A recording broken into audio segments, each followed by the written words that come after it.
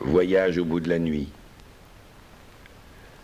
Dans le fond du jardin qu'elle était, dans l'enclos où s'accumulaient les vieux balais, les vieilles cages à poules et toutes les ombres des bâtisses d'alentour. Elle demeurait dans un bas logis d'où presque jamais elle ne sortait. Et c'était d'ailleurs des histoires à n'en plus finir, rien que pour lui passer son manger. Elle ne voulait laisser entrer personne dans son réduit, pas même son fils. Elle avait peur d'être assassinée, qu'elle disait. Quand l'idée vint à la belle-fille d'entreprendre de nouvelles économies, elle en toucha d'abord quelques mots au mari, pour le tâter, pour voir si on ne pourrait pas faire, par exemple, entrer sa vieille chez les sœurs de Saint-Vincent, des religieuses qui s'occupent justement de ces vieilles gâteuses dans leur hospice. Lui ne répondit ni oui ni non, le fils. C'est autre chose qui l'occupait dans le moment. Ces bruits dans l'oreille qui n'arrêtaient pas. À force d'y penser, de les écouter, ces bruits, il s'était dit qu'il l'empêcherait de dormir, ces bruits abominables. Et il les écoutait en effet, au lieu de dormir, des sifflets, des tambours, des ronrons. C'était un nouveau supplice. Il s'en occupait toute la journée et toute la nuit. Il avait tous les bruits en lui. Peu à peu, quand même, après des mois ainsi, l'angoisse s'est usée. Et il ne lui en restait plus assez pour ne s'occuper que d'elle. Il est retourné alors au marché de Saint-Ouen avec sa femme. C'était, d'après ce qu'on disait, le plus économique des environs, le marché de Saint-Ouen. Il partait au matin pour toute la journée, à cause des additions et des remarques qu'on échangeait sur le prix des choses et des économies qu'on aurait pu faire, peut-être, en faisant ceci au lieu de cela.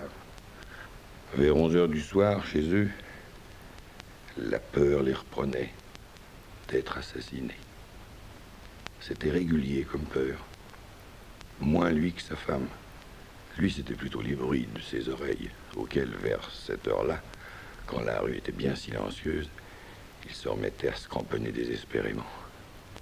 Avec ça, je ne dormirai jamais, il se répétait tout haut, pour bien s'angoisser davantage.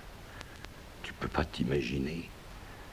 Mais elle n'avait jamais essayé de comprendre ce qu'il voulait dire, ni imaginer ce qu'il turlupinait avec ses malaises d'oreilles. Tu m'entends bien, pourtant, qu'elle lui demandait. Oui, qu'il lui répondait. Eh ben, ça va alors.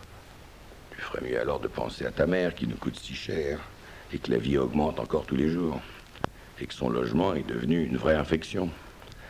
La femme de ménage passait chez eux 3 heures par semaine pour laver. C'était la seule visite qu'ils eussent reçue au cours de bien des années. Elle aidait aussi Madame Enrouille à faire son lit. Et pour que la femme de ménage ait bien envie de le répéter aux environs, chaque fois qu'elle retournait ensemble le matelas, depuis 10 ans, Madame Enrouille annonçait sur le ton le plus élevé possible: « Nous n'avons jamais d'argent à la maison. » À titre d'indication et de précaution, comme ça, pour décourager les voleurs et les assassins éventuels. Avant de monter dans leur chambre ensemble, ils fermaient avec un grand soin toutes les issues, l'un contrôlant l'autre. Et puis on allait jeter un coup d'œil jusque chez la belle-mère, au fond du jardin, pour voir si sa lampe était toujours allumée. C'était signe qu'elle vivait encore. Elle en usait de l'huile, oh là là. Elle n'éteignait jamais sa lampe. Elle avait peur des assassins aussi, elle, et peur de ses enfants en même temps. Depuis 20 ans qu'elle vivait là, jamais elle n'avait ouvert ses fenêtres, ni l'hiver ni l'été, et jamais éteint non plus sa lampe. Son fils lui gardait son argent à sa mère, des petites rentes. Il en prenait soin. On lui mettait ses repas devant sa porte. On gardait son argent. C'était bien ainsi. Mais elle se plaignait de ces divers arrangements. Et pas seulement de ceux-ci. Elle se plaignait de tout. À travers sa porte, elle engueulait tous ceux qui s'approchaient de Saturne. « C'est pas de ma faute si vous vieillissez, grand-mère », tentait de parlementer la bru. Vous avez vos douleurs, comme toutes les personnes âgées. Âgées vous-même, petite gredine, petite salope. C'est vous qui me ferez crever avec vos salmenteries. Elle niait l'âge avec fureur, la mère en rouille. Elle refusait, comme une sale imposture, le contact, les fatalités et les résignations de la vie extérieure. Elle ne voulait rien entendre de tout ça. C'était des tromperies qu'elle hurlait. Et c'est vous-même qui les avez inventées. Contre tout ce qui se passait en dehors de sa masure, elle se défendait atrocement, et contre toutes les tentations de rapprochement et de conciliation aussi. Elle avait la certitude que si elle ouvrait sa porte, les forces hostiles déferleraient chez elle, s'empareraient d'elle, et que ce serait fini une fois pour toutes. Ils sont malins aujourd'hui, qu'elle criait. Ils ont des yeux partout, autour de la tête, et des gueules jusqu'au trou du cul, et d'autres partout encore, et rien que pour mentir. Ils sont comme ça. Elle parlait de rue, comme elle avait appris dans Paris, à parler au marché du Temple, comme brocanteuse avec sa mère à elle, dans sa petite jeunesse. Elle venait d'un temps où le petit peuple n'avait pas encore appris à s'écouter vieillir. « Je veux travailler, si tu veux pas me donner mon argent », qu'elle criait à sa belle-fille. « Tu m'entends-tu, friponne? Je veux travailler. »« Mais vous ne pouvez plus, grand-mère. »« Ah, je peux plus. Essaie donc d'entrer dans mon trou pour voir. Je vais te montrer si je peux plus. » Et on l'abandonnait encore un coup dans son réduit à se protéger. Tout de même, il voulait à toute force me la montrer, la vieille. J'étais venu pour ça. Et pour qu'elle nous reçoive, ça a été une fameuse manigance. Et puis pour tout dire, je ne voyais pas très bien ce qu'on me voulait.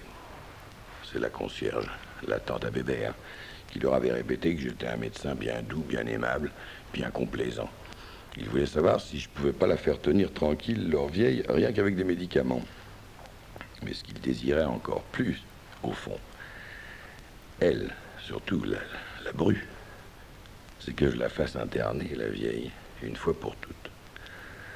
Quand nous eûmes frappé pendant une bonne demi-heure à sa porte, elle a fini par ouvrir d'un seul coup, et je l'ai eue là, devant moi, avec ses yeux bordés de sérosité rose, mais son regard dansait bien guilleret quand même au-dessus de ses joues tapées et bises, un regard qui vous prenait l'attention et vous faisait oublier le reste, à cause du plaisir léger qu'il vous donnait, malgré soi, et qu'on cherchait à retenir après, en soi, d'instinct, la jeunesse.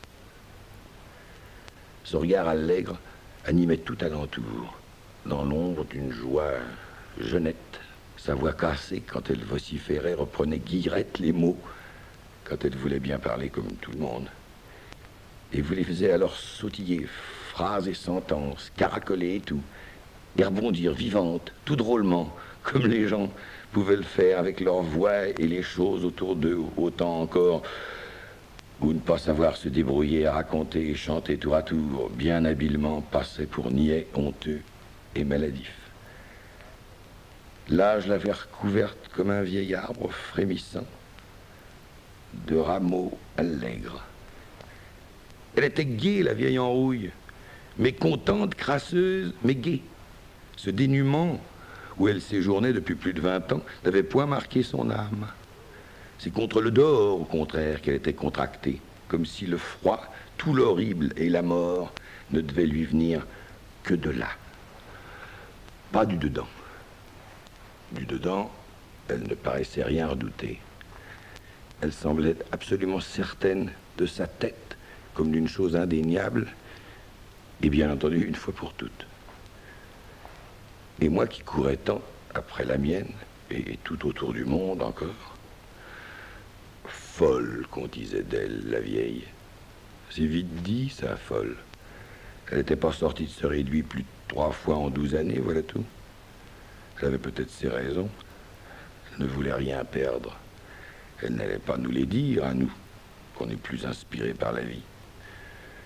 Sa fille revenait à son projet d'internement. Croyez-vous pas, docteur, qu'elle est folle? Il n'y a plus moyen de la faire sortir. Ça lui ferait du bien pourtant de temps en temps. Mais si, grand-mère, que ça vous ferait du bien. Dites pas non. Ça vous ferait du bien. Je vous assure. La vieille hochait la tête fermée en tété sauvage, alors qu'on l'invitait comme ça. Elle veut pas qu'on s'occupe d'elle. Elle aime mieux faire dans les coins. Il fait froid chez elle. Il n'y a pas de feu. C'est pas possible, voyons, qu'elle reste comme ça. N'est-ce pas, docteur, que c'est pas possible? Je faisais celui qui ne comprenait pas. En rouille, lui, il était demeuré près du poêle. Il préférait ne pas savoir précisément ce qui se manigançait entre sa femme et sa mère et moi. Alors, la vieille se remit en colère. Rendez-moi donc tout ce que je possède, et puis je m'en irai d'ici. J'ai de quoi vivre, moi. Et que vous n'en entendiez plus parler de moi. Une bonne fois pour toutes. De quoi vivre? Mais grand-mère, vous n'allez pas vivre avec vos 3000 francs par an. Voyons. La vie a augmenté depuis la dernière fois que vous êtes sorti. N'est-ce pas, docteur, qui voudrait bien mieux qu'elle aille chez les sœurs, comme on lui dit? Qu'elles s'en occupons bien, les sœurs. Elles sont gentilles, les sœurs. Mais cette perspective des sœurs lui faisait horreur. Chez les sœurs, qu'elle sort biffa tout de suite. J'ai jamais été, moi, chez les sœurs. Pourquoi que j'irais pas chez le curé pendant que vous y êtes? Hein? Si j'en ai point assez d'argent, comme vous dites, ben, j'irai encore travailler. Travailler, grand-mère, mais où ça? Oh, docteur, écoutez cette idée, travailler à son âge, à 80 ans bientôt. C'est de la folie, ça, docteur. Qu'est-ce qu'il voudrait d'elle? Mais grand-mère, vous êtes folle. Folle? Personne, nulle part. Mais vous y êtes bien, vous, quelque part, sale caca. Écoutez-la, docteur, maintenant qui délire et qui m'insulte. Comment voulez-vous que nous la gardions ici? La vieille fit face alors de mon côté à moi son nouveau danger. Qu'est-ce qu'il en sait, celui-là, si je suis folle? Il est-il dans ma tête? Il y est-il dans la vôtre? Faudrait qu'il y soit pour savoir. Foutez donc le camp, tous les deux. Allez-vous-en de chez moi. À me tracasser, vous êtes plus méchant que l'hiver de 6 mois. Allez donc voir mon fils plutôt, au lieu de rester ici à jaboter dans de la ciguë. Il a besoin du médecin, bien plus que moi, mon fils. Celui-là qui n'a plus de dents déjà et qui les avait si belles quand je m'en occupais. Allez, allez, que je vous dis, foutez-moi le camp tous les deux. Et elle a claqué la porte contre nous. Elle nous épiait encore par derrière sa lampe, à nous éloigner par la cour.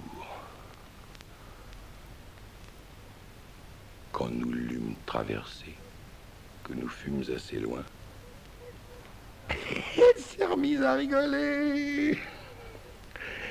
Elle s'était bien défendue.